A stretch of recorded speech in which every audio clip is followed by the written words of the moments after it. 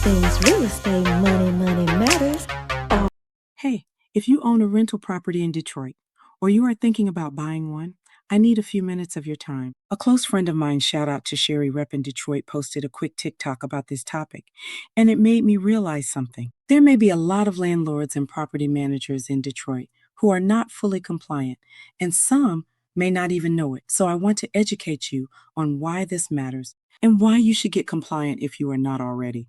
Because there is a rule on the books in Detroit that can cost you thousands if you ignore it. And a lot of landlords do not find out until it is too late. Let me break it down. In the city of Detroit, you cannot legally rent out a property without a certificate of compliance. People call it the COC. Think of it as the city's permission slip that says your rental is registered, inspected, and safe to live in. No certificate, no legal rental. It is that simple. Now, here is the part that trips people up. Getting that certificate is not just one inspection. It is really two things working together. First, your property has to pass a city rental inspection. That covers the basics: working heat, a roof that does not leak, locks on the doors and windows, safe plumbing, and the things that make a home actually livable. Second, and this is the big one in Detroit, is lead compliance. If your property was built before 1978, you are in lead territory. And Detroit takes this very seriously. Here is why. Over the last 20 years, the city has cut childhood lead poisoning by more than 90%. That is huge, and they are not trying to let those numbers slide backward. So for older properties, you need a lead inspection and a risk assessment from a certified professional. If there are lead hazards, they have to be handled before a family moves in. Then you receive what is called a lead clearance report. That report is your proof that the home is lead safe. Now let me explain how you actually handle this. Detroit runs the process through an online portal called eLAPs. That is the city's electronic system, where you register the property, upload your past inspection, and attach your lead clearance report. Once the rental inspection and the lead report both check out, the city can issue your certificate of compliance. Now here is where it gets interesting for the numbers people. The city rewards landlords who go all in on lead safety. If you fully abate the lead, meaning you remove it the right way, you may qualify for a certificate that lasts up to 7 years. But if you only use interim controls, like painting over or encasing the lead, you will likely have to retest more often.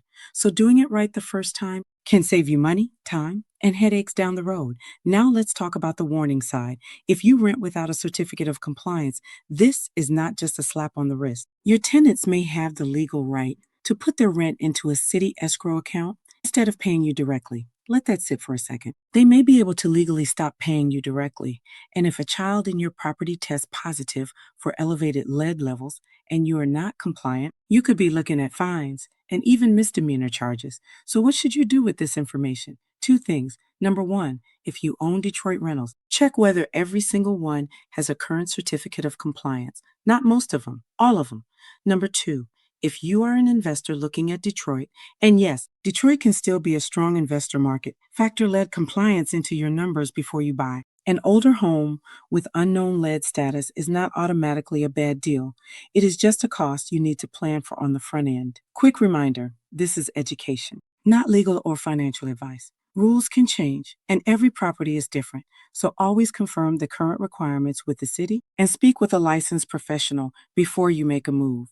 If you own rentals in Detroit or you want to invest here and finance it the smart way, drop your information below and I will reach out. You can also visit fortknoxpm.com for property management and fortknoxinvestor.com for investor resources. Boss Up with Latanya Knox.